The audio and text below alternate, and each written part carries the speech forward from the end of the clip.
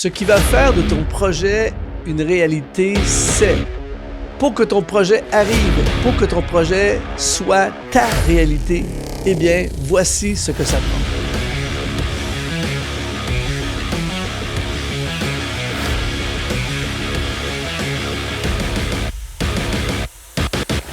Bienvenue aujourd'hui sur Exponentiel Podcast. On va parler de tes projets. Je sais que si tu es en ce moment en train de regarder ou d'écouter en audio ce podcast, c'est que tu fais partie de ces personnes qui ont des projets dans leur cœur. Projets de ministère, projets de vie, projets d'entreprise, de business. Peu importe c'est quoi ton projet. Aujourd'hui, je vais t'aider dans ce podcast à faire en sorte qu'il se réalise. On va regarder ensemble à 7 étapes pour que ton projet se réalise. Dans ma vie, jusqu'à aujourd'hui, j'ai réalisé beaucoup de projets. Il y a plein de choses que j'avais dans mon cœur et qui sont passées de mon cœur à la réalité. Alors, je vais tout simplement te dévoiler pendant ce podcast la méthode, ce que je fais, les étapes que je suis et qui garantissent que les projets vont se réaliser.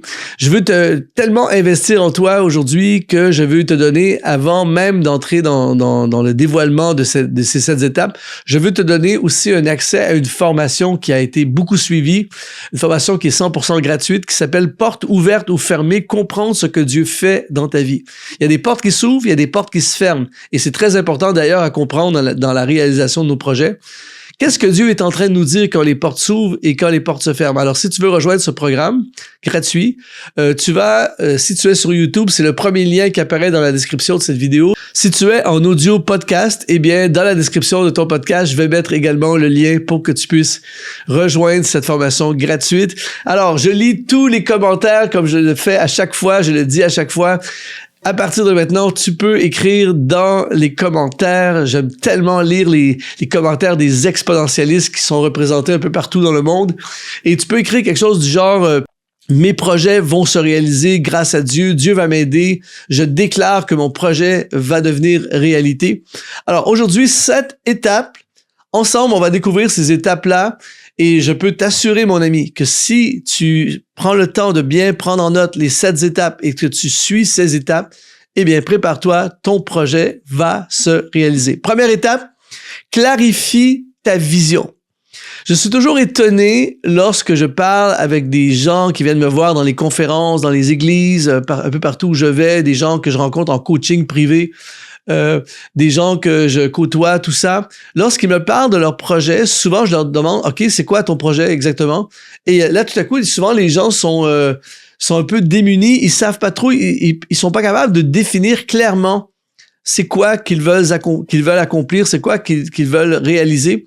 Et quand tu n'arrives pas à le clarifier, je suis désolé, mais tes chances de le réaliser sont presque nulles, ou en tout cas sont très, très faibles.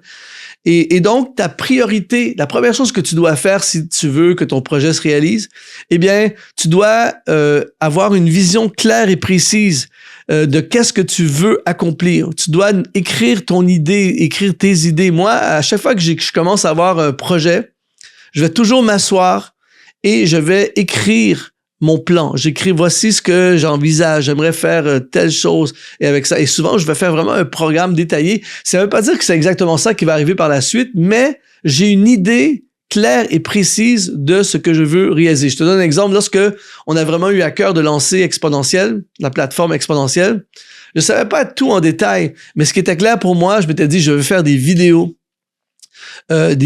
sur YouTube où je vais partager tout ce que j'ai appris sur la marche avec Dieu, l'appel de Dieu, le leadership, l'entrepreneuriat, réaliser ses rêves, réaliser l'appel qui est sur notre vie, se lancer dans le ministère, toutes ces choses-là. Et je me suis dit également, donc je vais créer un écosystème, une communauté, et je vais, avec cette communauté, les amener encore plus loin en créant des formations, des programmes qui vont être suivis par des gens en coaching, la formation, du développement spirituel, aider les gens à entrer et à réaliser leur destinée. Donc, c'était clair. Maintenant, en cours de route, il y a eu plein d'ajustements, plein de choses, mais je savais que je voulais créer une communauté d'exponentialistes, des gens comme toi qui veulent aller plus loin et je vais les aider à aller plus loin. Alors, Première chose, si tu veux que ton rêve se réalise, clarifie ta vision. L'émission que tu regardes en ce moment est rendue possible grâce à des sponsors qu'on appelle les activateurs de destinée. Si tu veux toi aussi nous aider à continuer à diffuser ces émissions pour rejoindre le plus grand nombre, eh bien, tu peux aujourd'hui devenir un activateur de destinée. Tout ce que tu as à faire, c'est d'aller dans le lien qui apparaît dans la description de cette vidéo de retour à ton émission. Deuxième étape, aligne-toi avec Dieu. Et ça, c'est, j'aurais peut-être même dû mettre ça en étape numéro 1, mais c'est la clé en fait. C'est que, est-ce que c'est un projet de Dieu ou est-ce que c'est un projet humain? Et ça, c'est quelque chose de vraiment important. J'ai fait des vidéos là-dessus, j'ai même fait une formation où j'en parle. Mais l'idée, c'est, est-ce que mon projet vient de Dieu ou c'est un projet humain? Proverbe, chapitre 16, verset 3, il dit « Remets ton activité à l'Éternel et tes projets réussiront. » Et je vois trop de gens qui ont plein de projets, mais qui s'interrogent même pas à savoir est-ce que ça vient de Dieu, est-ce que c'est un projet de Dieu. Et moi, je veux t'encourager aujourd'hui à, surtout plus le projet a de l'envergure, sois certain que Dieu est dans le truc. Si tu es pour lancer un ministère, sois certain que Dieu est avec toi. Si tu es pour lancer un business qui va impliquer des risques financiers, des années de ta vie, de l'investissement, tout ça, sois certain que c'est aligné avec ce que Dieu veut. Donc ça, c'est une étape ultra importante. Tu peux écrire dans le commentaire que la volonté de Dieu se fasse. Je veux faire absolument la volonté de Dieu. Troisième étape pour que ton projet se réalise, c'est fixe-toi des objectifs précis. C'est pas juste de dire, OK, je veux lancer un business. Je veux démarrer une église. Tu vois, c'est trop vague. Il faut absolument que ça soit plus précis. Transforme, par exemple, ta vision en étapes mesurables. Cette année, voici ce qu'on va faire dans les prochains 12 mois, avec la grâce de Dieu, évidemment, et selon la volonté de Dieu. Voici les étapes qu'on voudrait faire. Ensuite, je fais des objectifs à court terme, des objectifs à moyen terme et des objectifs à long terme. Un projet sans objectif précis, ça reste simplement un rêve. Et ça, je vois ça trop souvent. Et je parle pas de tout mettre en détail. C'est évidemment qu'il va y avoir des choses qui sont hors de ton contrôle. Évidemment qu'il va y avoir des surprises. Mais fixe-toi des objectifs. Et en plus, quand tu fais ça, c'est ultra encourageant parce que tu remportes plein de micro-victoires. Et quand tu remportes des micro-victoires, tu as ce sentiment, j'avance vers la réalité de mon projet. Quatrième étape, c'est fais des recherches. Je suis toujours, encore une fois, épaté, surpris lorsque quelqu'un vient me voir avec son projet. J'ai vu, ça m'est arrivé il n'y a pas tellement longtemps, quelqu'un vient me voir avec un beau projet.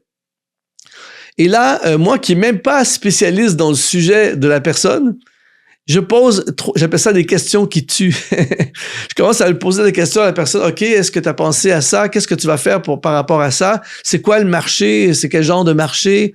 Et la personne était, je sais pas trop, ça se vend combien? C'est quoi les marges de profit? On parle par exemple d'un business. C'est quoi le marché potentiel? C'est quoi les marges de profit potentielles? Qu'est-ce que ça va coûter? Qu'est-ce que ça va demander? Qui sont les fournisseurs? Tu sais, plein de choses comme ça. La personne n'avait pas les réponses, tu vois. Alors, la priorité, si je veux que mon rêve, mon projet se réalise, eh bien, je dois faire des recherches, m'informer, poser des questions, lire des livres, étudier le marché, rencontrer des gens qui le font déjà, en savoir le plus possible. Tu sauras jamais tout. Évidemment que tu vas apprendre en cours de route des choses, mais le plus de connaissances que tu peux avoir avant de le faire, plus tes chances de succès augmentent. Tu veux lancer un restaurant, tu connais très peu sur la restauration et tu lances un restaurant.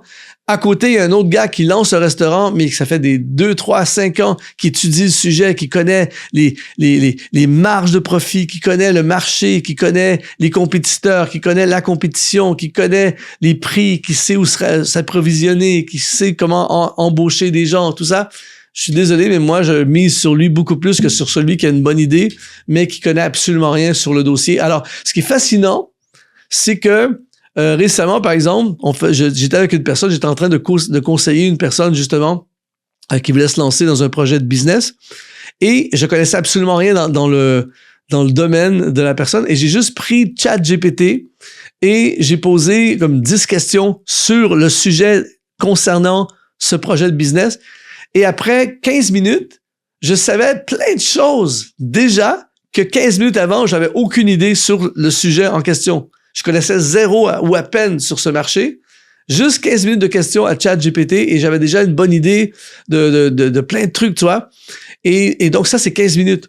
Alors, si c'est ton projet, pourquoi ne pas passer des heures, des semaines, des mois même à faire des recherches, à lire des livres, à faire des formations, à aller interviewer des personnes qui le font déjà? Et plus tu vas savoir, plus tes chances de réussite vont augmenter. 5e étape pour que ton projet se réalise, c'est élabore un plan stratégique. Un plan clair, précis, en étapes pratiques. Que dois-tu faire en premier? Qui peut t'aider? Quelles sont les ressources que tu vas avoir besoin? Est-ce que un budget, un guide, un plan d'action, tout ça?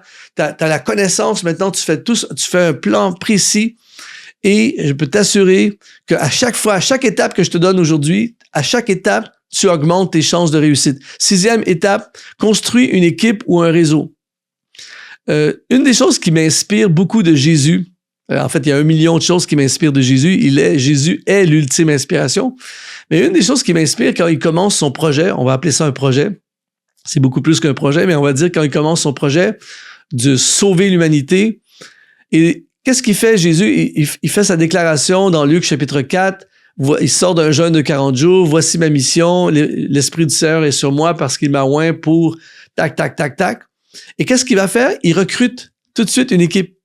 Ça fait pas 10 ans qu'il fait son projet quand il recrute son équipe. Il recrute son équipe alors qu'il lance son projet. Il dit, toi, viens, suis-moi, tout ça. Et c'est vraiment intéressant. Il va créer une équipe de 12 personnes qui va s'investir dans ces 12 personnes pendant 3 ans. Et moi, je peux t'assurer que tout seul, ça va être difficile. Et même si quand je dis une équipe, ça ne veut pas dire que ça va être des salariés, des gens qui vont être à plein temps avec toi, mais tu devrais tu feras la guerre avec prudence, nous dit le livre des Proverbes, et la sagesse est dans la multitude des conseillers. Tu devrais avoir ton équipe de conseillers, d'intercesseurs, tout dépendant de ce que tu fais, des conseillers, des intercesseurs, des fournisseurs, des alliés, des investisseurs, des mentors, des coachs, des associés, toutes sortes de personnes qui vont t'aider avec des compétences différentes selon les besoins du projet dans lequel tu fais, c'est un petit projet ou un méga projet, mais ton équipe et ton réseau est une clé. Par exemple, une des choses que je dis tout le temps et que malheureusement, c'est pas tout le monde qui m'écoute, malheureusement. Ça, c'est si jamais tu deviens enseignant, prépare-toi, ça va arriver. Mais une des choses que j'ai dit tout le temps, par exemple, quelqu'un me dit je veux être écrivain, je veux écrire des livres, ou je veux être un coach, un thérapeute, je veux être peu importe c'est quoi, je veux être prof de chant ou peu importe c'est quoi. Eh bien, moi, la première chose que je dis aux gens, est-ce que tu as une communauté? Et souvent, les gens sont un peu surpris par la question. La première chose, même si tu es un musicien, peu importe c'est quoi ton projet, crée une communauté. Celui qui a une communauté a une longueur d'avance sur tous les autres. Et donc, tu veux être un écrivain et crée une communauté. Et là, je ne vais pas aujourd'hui donner le plan sur comment créer une communauté, je pourrais peut-être faire ça une autre fois, mais crée une communauté de gens qui s'intéressent à ce que tu as à offrir. Et donc, lorsque tu écriras des livres, tu auras une communauté parce qu'il y a des gens qui écrivent un super livre, mais ils n'ont pas de communauté. Ils vont moins rejoindre les gens que quelqu'un qui a écrit un livre moyen, mais qui a une super communauté. Tu vois? Alors, l'idée, c'est de créer une équipe, de construire une équipe et de construire un réseau. Ça, c'est une des étapes les plus importantes. Dans mon programme de mentorat, d'ailleurs, j'ai tout un module au complet sur comment construire une équipe et tout ça. On peut parler des heures juste sur le sujet de comment construire une équipe. Si un jour tu rejoins mon programme de mentorat, eh bien, tu pourras avoir des modules et de l'enseignement là-dessus parce que c'est quelque chose d'ultra important pour que le projet se réalise. Et 7e étape, pour que ton projet se réalise, c'est passe à l'action et sois persévérant. Il y a trop de gens qui ont plein de bonnes idées, qui ont le cœur rempli de projets, mais qui passent jamais à l'action. Moi, je connais des gens, j'ai côtoyé des gens qui ont un projet d'album depuis 15 ans. Ça fait 15 ans qu'ils écrivent des chansons, ça fait 15 ans, mais ils ne passent jamais à l'action. Et si tu passes pas à l'action, le meilleur des projets En fait, ce qui fait qu'un projet a un succès, la différence entre un projet qui réussit et un projet qui réussit pas, souvent, c'est l'exécution. Il y a des gens il y a des fois même des gens qui disent, il a piqué mon idée. Le gars, j'ai déjà entendu quelqu'un dire, j'ai eu l'idée d'Uber avant le gars qui a lancé Uber. Ouais, mais la différence entre lui et toi, c'est que lui, il a exécuté, il a fait, il est passé à l'action. Alors, il y a plein de choses. Des bonnes idées, c'est super, mais ça ne produit rien s'il n'y a pas des actions. Et tu dois passer à l'action si tu veux que ton projet se réalise. Même si c'est petit, pose un geste, passe à l'action. Et maintenant, deviens par la suite un persévérant. En fait, un principe que j'enseigne dans l'une de mes formations, c'est le patient impatient et l'impatient patient. Le patient impatient, ce qu'il faut pas être. Le patient, c'est il attend avant de passer à l'action. Mais quand il passe à l'action, finalement, après avoir été très patient, quand il finit par passer à l'action, il devient ultra impatient et il veut des résultats tout de suite. Et puisque ça n'arrive pas, il lâche. Tandis que l'impatient patient, lui, ce qu'il fait, c'est qu'il est impatient. On démarre, on le fait, on y va, on fonce, on passe à l'action. Et une fois qu'il a été impatient et qu'il est passé à l'action, il devient très patient. Ça va prendre le temps que ça prendra. 1 an, 2 ans, 5 ans, 10 ans. On lâche pas, on se bat jusqu'à ce que ça arrive. Et si tu deviens un impatient patient, eh bien, tu vas voir tes rêves et tes projets se réaliser. D'ailleurs, tu pourrais écrire dans les commentaires, je suis un impatient patient, je passe à l'action. Alors, puisque tu es encore là, après toutes ces minutes, eh bien, je vais t'offrir un bonus supplémentaire. J'avais 17, mais je t'en offre un supplémentaire. C'est fais confiance au timing de Dieu. C'est très important, si tu veux que ton projet se réalise, c'est de le faire dans le bon timing. Il y a des gens qui attendent trop. C'était l'année passée qu'il fallait que tu le fasses. Et il y a des gens qui veulent le faire cette année, mais c'est l'année prochaine qu'ils doivent le faire. Alors, c'est important d'avoir un projet qui vient de Dieu, mais c'est encore plus important de le faire dans le timing de Dieu. Alors, j'espère entendre des témoignages de ton projet qui va se réaliser. Tu peux écrire dans les commentaires, mon projet va se réaliser. Si tu es en audio podcast en ce moment, eh bien, ce qui me toucherait profondément, c'est que tu laisses 5 étoiles au podcast pour qu'il soit diffusé encore en plus grand nombre. Si tu es en YouTube, mets un like, écris des commentaires, partage ce podcast au plus grand nombre possible. Ça a été un honneur d'investir en toi. J'ai hâte d'entendre parler de tes projets. En attendant, sois exponentialisé.